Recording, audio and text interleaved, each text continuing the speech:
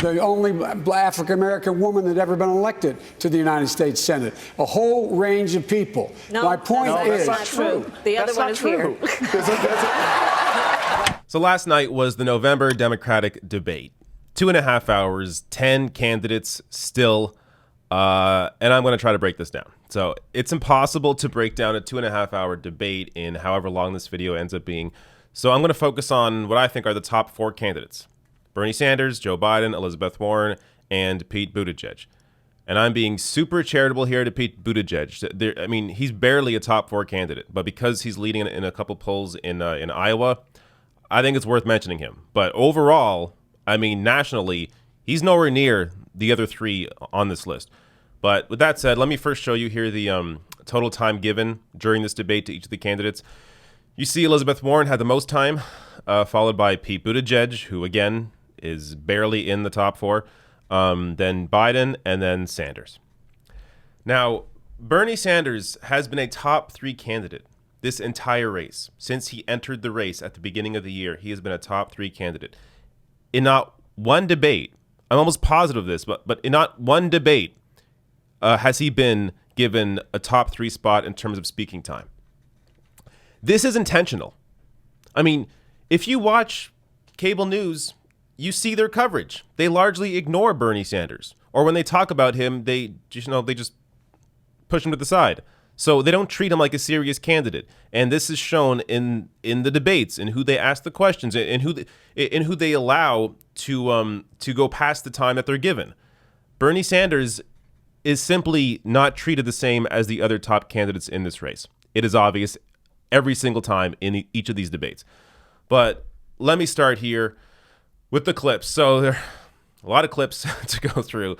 Let's first start with Pete Buttigieg, where he just talks about healthcare and lies as usual. The reason I insist on Medicare for all who want it as the strategy to deliver on that goal we share of universal health care is that is something that, as a governing strategy, we can unify the American people around. Creating a version of Medicare, making it available to anybody who wants it, but without the divisive step of ordering people onto it, whether they want to or not. And I believe that commanding people to accept that option, whether we wait 3 years, as Senator Warren has proposed, or whether you do it right out of the gate, is not the right approach to unify the American people around a very, very big transformation that we now have an opportunity to deliver. This is so disingenuous. And what really bothers me about this talking point is that I know what he just said here will work on a lot of people who don't know the details. So I've done entire breakdowns of Pete Buttigieg's healthcare plan. His Medicare for all who want it is just a public option. It's a fancy way of saying public option. And what you need to understand is the Medicare portion of his Medicare for all who want it is not the same Medicare that would be offered under a Bernie Sanders Medicare for all plan, because a public option drains the system of resources by allowing private insurance to continue and offset all the sick people onto the public system. So when you have private insurance continue like this, where, by the way, Pete Buttigieg taking tons of money from the private insurance industry, I wonder why he supports this plan and not actual Medicare for all. So by private insurance companies offsetting all the sick people onto the public system, it drains the public system of resources. It is not an actual Medicare for all system. So him using the words Medicare for all who want it is just a complete ruse. It's a total lie. It's a smokescreen. It's to try and trick people into thinking, oh yeah, why can't we just try out Medicare for all for a few years, and if you want it, then you have it, but you have your private insurance. It's completely insane. He is a total liar, a total fraud, and this is why he is so dangerous. Because he is a skilled politician. He knows how to frame things. He knows how to frame his plans and make them sound better than they actually are, when they are garbage. I have, again, a full breakdown of this. Click the link above, wherever it is, if you want to see that full breakdown. I'll leave a link to it below the video so you can go watch it later. I covered it last week. See my full breakdown on that. But apart from healthcare here, when it comes to Pete Buttigieg, nobody asked him the question that should have been asked by the moderators.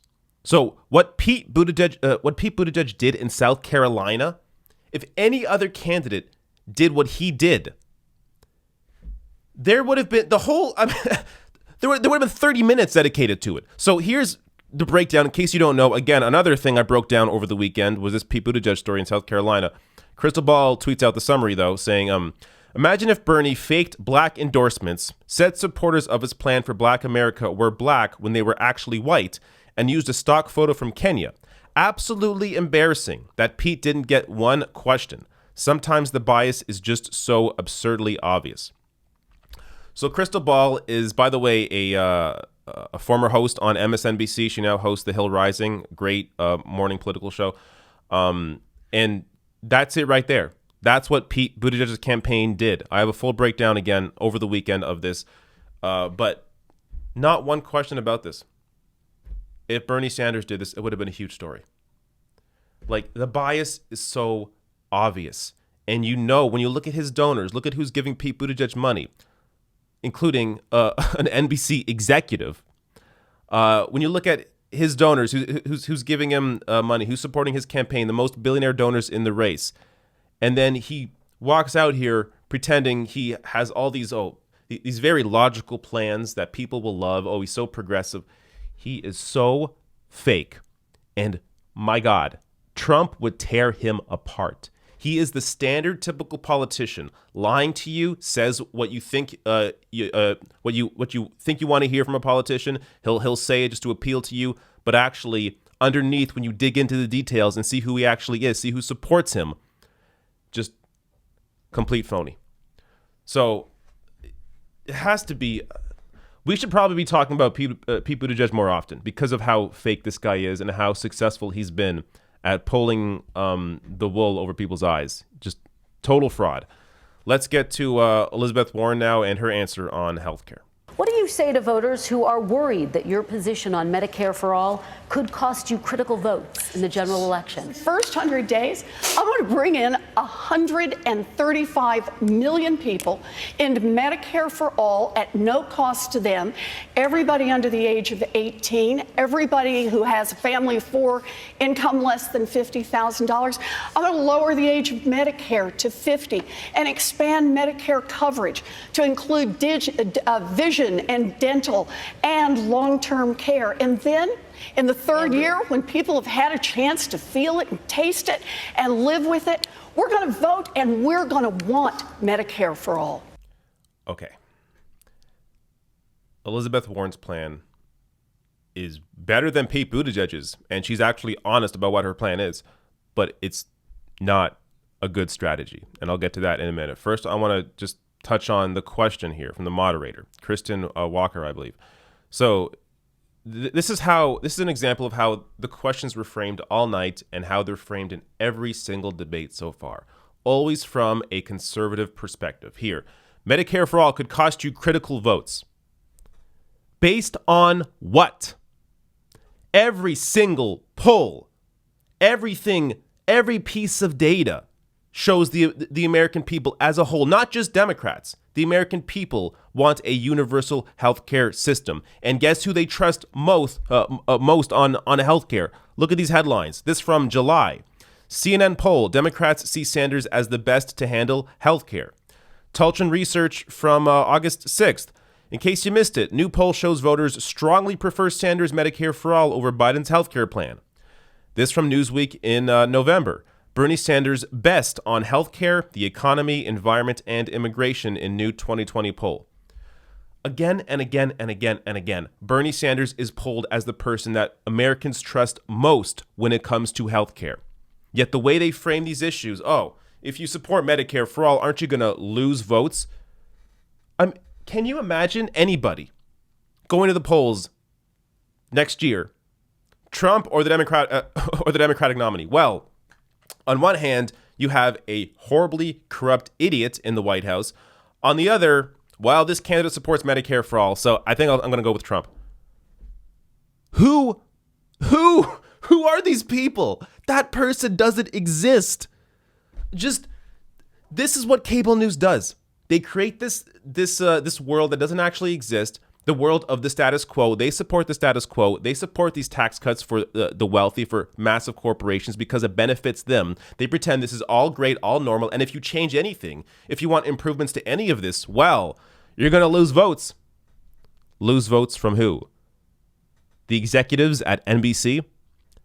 I think the American people will be okay losing a few votes from the executives at NBC. Just completely insane. Now, Warren's answer here, I've discussed this before. This is not a good strategy. She is splitting her Medicare for All plan into two separate pieces of legislation. So two different fights, two different political fights. The one, she'll have to at first pass, I guess her version of a public option is what it would be in her first year. And then her second fight, 3 years later, when she's ramping up for an election, she's going to be in the fight for Medicare for All. Then, after giving insurance companies an extra 3 years to prepare for that fight, this is crazy. If you're going to get Medicare for All passed, you have to get it early in your first 2 years, when you likely have a majority in the House and potentially a majority in the Senate. That's when you have to push for Medicare for All. It's not going to happen in year 3 when you're ramping up for an election. This is just, it goes to really a history of Warren's inability to do politics correctly. I mean, you saw her in 2016. I know this is mentioned ad nauseum, but it has to be brought up here. Warren in 2016 backed the wrong candidate. She had a chance to support Bernie Sanders. She had a chance to endorse him. He almost won the primary against Hillary Clinton. If she endorsed Bernie early in the race, he could have won her state. He could have went on to win the whole thing. Warren held back, even though everyone knew, people that are engaged in politics knew that Warren on the issues supports Bernie more than Hillary Clinton. But Warren held backed Hillary near the end of the primary, and Hillary lost. Warren doesn't have a good sense of where the American people are on these issues. She thinks you have to take this very measured approach and that this is how you're going to get things passed. But this is the same approach that Obama took. And 8 years of Obama led to Donald Trump. You have to actually fight for people. You can't be trying to balance all these interests. You can't be trying to balance the Democratic Party establishment. You can't be trying to balance the corporate interest and the American people all at once. You have to be laser focused on the American people and only focus on their best interests. If you're going to go in, just like Obama did, and try to juggle all these interests, guess who wins that fight? The people that have all the money, the people that have the power already. The Democratic Party establishment, corporations, they're going to win that battle, not the American people. So you have to go all out. This is why Bernie is the candidate. And it's not like it's one thing if Bernie had all these positions and there's zero chance of him winning, but he has out of anybody in the race has the best chance at winning and the best chance of destroying Donald Trump in a general election, because he already has the recognition. He already has high poll numbers. He has young people behind him. He has the most enthusiasm behind him. He has the strongest support base. You look at any poll who has the strongest base in terms of who's willing to jump to another candidate or who's going to stay with their candidate. Bernie Sanders has the strongest support base of people that are dedicated to only voting for him, have already made up their minds, and are not going to change. On top of that, the most volunteers, the most individual donors by far, 4 million donations. No one's even come close. Over 1 million individual donors that Bernie hit 3 months ago. No candidate in the race has even hit that yet, and he hit that 3 months ago. He's beating his own records in 2016, and his 2016 records beat Obama's records. So there is no other candidate in the race that is positioned to not only defeat Donald Trump, but also transform the country for the American people. Let's get to here. I'll show you Bernie's answer on healthcare as well, just to kind of put a button on this issue. Now you tell me how we have a system in which we spend twice as much as do the people of any other country, and yet we got 87 million uninsured, underinsured. In some cases, we pay 10 times more for prescription drugs as do the people of Canada or other countries. 500,000 people go bankrupt because of medically related issues. They come down with cancer, and that's a reason to go bankrupt. Now, some of the people up here think that we should not take on the insurance industry. We should not take on the pharmaceutical industry. But you know what? If you think back to FDR, and if you think back to JFK and Harry Truman and Barack Obama, as a matter of fact, people have been talking about health care for all. Well, you know what? I think now is the time. And in the first week of my administration, we will introduce Medicare for all. Medicare for all. That means no deductibles, no co-payments, no out-of-pocket expenses. Senator, that's where we got to go. Thank you. So you see here clearly why Bernie is consistently pulled as the candidate that Americans trust on healthcare. He lays it all out. He understands this issue. I, as a Canadian that live under a single-payer system, someone that lives outside of your system, I can see that he is the only one here who knows what he's talking about. I mean, and you see when Bernie brings up there are some candidates on the stage who won't take on the private insurance industry. You see Pete Buttigieg put his hand up immediately because Pete knows Bernie's talking about him, because Pete takes so much damn money from private healthcare companies, from the private insurance industry. So this is why there's a divide. There would be no divide on this issue if it weren't for money in politics. If it weren't for the fact that Pete is going to, is having these private fundraisers with CEOs of healthcare companies. If that didn't exist, then I would hope anybody here who was not a sociopath would be on the side of Medicare for all.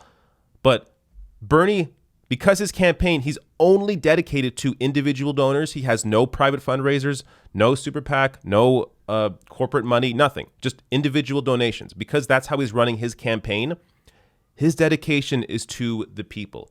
And his history on this issue is unmatched. He has always been a leader on healthcare. 30 years ago, he was talking about Medicare for all. He was talking about universal coverage. So nobody even comes close on this. And it's just, yeah, I don't want to spend everything here or spend all my time here on healthcare, but I think it's obvious. Let's get now to Bernie discussing climate change. And this may be his best answer of the entire night. Now, I disagree with the thrust of the original question, because your question has said, what are we going to do in decades? We don't have decades. What the scientists are telling us, we don't get our act together within the next 8 or 9 years. We're talking about cities all over the world, major cities going underwater. We're talking about increased drought, talking about increased extreme weather disturbances. The United Nations is telling us that in the years to come, there are going to be hundreds of millions of climate refugees, causing national security issues all over the world. What we have got to do tonight, and I will do as president, is to tell the fossil fuel industry that their short-term profits are not more important than the future of this planet. And by the way, the fossil fuel industry is probably criminally liable because they have lied and lied and lied when they had the evidence that their carbon products were destroying the planet. And maybe we should think about prosecuting them as well. Thank you, Senator Sanders. Andrea. Again, nobody has this. Nobody comes close to him. Nobody comes close to anything he is saying on climate. Bernie has the most comprehensive climate plan out of anybody in the race, easily. $16 trillion, Green New Deal. Part of that also, he's so thoughtful in how he actually puts this out. So it's not just about, one-upping Elizabeth Warren or anything like that. But there's a reason why it is the most comprehensive plan, because he thinks about everything. So in the case of fossil fuel workers, just your average worker who may work for a fossil fuel company, doesn't really engage in this issue all that much, but they have a daytime job, they have to go to work. Those people that may lose their job in the fossil fuel industry, just your average person, Bernie Sanders, his plan, his Green New Deal plan guarantees them 5 years pay, 5 years of employment insurance and job training as, they lose their job and look for another job. 5 years pay. No other candidate thinks about the effect on workers when it comes to climate change. So This is an issue that often can be a dividing issue between conservatives and liberals or progressives, in the sense that, well, how about I, as a fossil fuel worker who works in this industry, you're going to take my job away if you deal with climate change, which is a whole other discussion. I mean, there are certain jobs in this world that should not exist. It doesn't matter if it pays you or not. But yeah, there's certain jobs that just shouldn't exist. But in that case, for that worker, you are guaranteed 5 years pay. You're guaranteed 5 years pay and job training for something else likely having to do with green energy. So you're still, in the same sort of field, still working in energy, but now working in clean energy, in renewable energy. So nobody else has this. Let's get to, I know I'm doing a lot of Bernie here, but he had an impressive debate performance. Let's get to, it's maybe the last Bernie clip, I'm not sure. Bernie discussing foreign policy. Another response here that is unrivaled by anybody on stage. But this is a brutal dictatorship which does everything it can to crush democracy, treats women as third-class citizens. And when we rethink our American foreign policy, what we have got to know is that Saudi Arabia is not a reliable ally. We have got to bring Iran and Saudi Arabia together in a room under American leadership and say we are sick and tired of us spending huge amounts of money and human resources because of your conflicts. And by the way, the same thing goes with Israel and the Palestinians. It is no longer good enough for us simply to be pro-Israel. I am pro-Israel. But we must treat the Palestinian people as well with the respect and dignity that they deserve. What is going on in Gaza right now, where youth unemployment is 70 or 80%, is unsustainable. So we need to be rethinking who our allies are around the world, work with the United Nations, and not continue to support brutal dictatorships. I just feel like I'm going to be like a broken record here. But no one else is saying this. Nobody else is saying this. He's the only one saying this. Palestinians are human beings. Is it that hard? Like, the fact that the bar is this low. Like, I love it that Bernie said this. His response here is fantastic. But the bar shouldn't be this low. That just acknowledging that Palestinian people are humans and should be treated as such. That people living in Gaza are living in an open-air prison. I know he didn't say that on stage, but he can also say that on stage. People in Gaza living in an open-air prison. High unemployment rates for obvious reasons. I mean, there is such a disconnect from reality when it comes to the issue of foreign policy and the Democratic Party. The foreign policy is essentially, of the Democratic Party, is essentially the same as the Republican Party. They're two sides of the same coin. It's almost the exact same. So Bernie actually has a complete new vision for foreign policy. One based in human rights. One based in diplomacy. One based in not taking on powerful figures with force, but with diplomacy. Actually bringing countries together. And I know people think, oh, pie in the sky, how can this possibly happen? You're actually gonna bring the Saudis and Iran together. How about try it? I mean, nothing is for sure, right? I know that, saying all of this. Like, even though I support his plan, obviously there's no guarantee any of this works. But how about a different strategy? How about it's time for something new? Something that is not based in fear, but is based on compassion. Now, let's get to Warren's answer here, which is a weird answer on military service. Watch. Senator Warren, only about 1% of Americans serve in the United States military right now. Should that number be higher?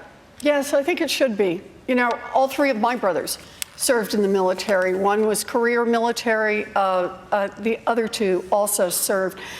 I think it's an important part of who we are as Americans. And I think the notion of shared service is important. All right. So more people should be serving in the military, according to Elizabeth Warren. The U.S. is already spending more than the next 7 countries combined on defense. Do you really need more people in the military? Now, look, I get her larger point here of shared service. You know, you bring people together when you have shared service. But you can also have that same sort of effect on society just through union membership, or through movements that already exist, or through organizations like the Sunrise Movement that are working to combat climate change and challenging politicians to support pieces of legislation like the Green New Deal. So you can already bring people together in other ways. It doesn't need to be through military service. You can have shared service in other ways that brings the culture together, brings people together, have people respect one another and understand different views, different perspectives, different upbringings. So there are other ways to do that. Now, another point here I just want to highlight because I found it odd. Pete's face. So Pete Buttigieg, this wasn't the only time he was doing this. Throughout the night, he was giving Elizabeth Warren a weird look like this. I don't know what this is about, but I have a feeling, just like everything else Pete Buttigieg does, that it's planned. That he knows if he gives an odd look at Elizabeth Warren while she's talking, that people watching that from their homes can see, oh, Pete Buttigieg is looking oddly at Elizabeth Warren. Maybe she's saying something weird here. So even though Pete actually has a plan or his idea is to get more people in service. So even though he has a plan that goes further than what Elizabeth Warren's saying, he puts on this look that makes it sound like, or makes it look like, Elizabeth Warren is saying something, completely crazy that he would never support. So I think this is intentional. And Pete Buttigieg, he is a quintessential politician, just full of consultants, full of billionaire donors, full of private fundraisers. Pete Buttigieg is the typical politician saying one thing to try and get you to support him publicly, but behind the scenes simply working in the best interests of the special interests that fund him. Let me go now to Joe Biden on his black support. This is, I think this is my last clip, actually. There's so much here I did not touch on that I'll touch on possibly in my live stream on Friday. But Joe Biden discusses black people that support him. I'm part of that Obama coalition. I come out of the black community in terms of my support. If you notice, I have more people supporting me in the black community that have announced for me because they know me. They know who I am. 3 former chairs of the Black Caucus. The only African-American woman that ever been elected to the United States Senate. A whole range of people. No, my point is... that's not true. The other one is here. I said the first. I said the first African-American elected. The first African-American. So my point is that one of the reasons I was picked to be vice president was because of my relationship, long-standing relationship with the black community. I was part of that coalition. Thank you. Okay, there is so much to say about this. This clip ends. You can hear somebody yelling in the background, so I boosted the audio. They're saying, or someone yells at the end, mass incarceration, which was the result of Biden's crime bill in the 90s. The idea that Biden's support comes from the black community, that Obama picked him because he has great support in the black community, is just completely ahistorical.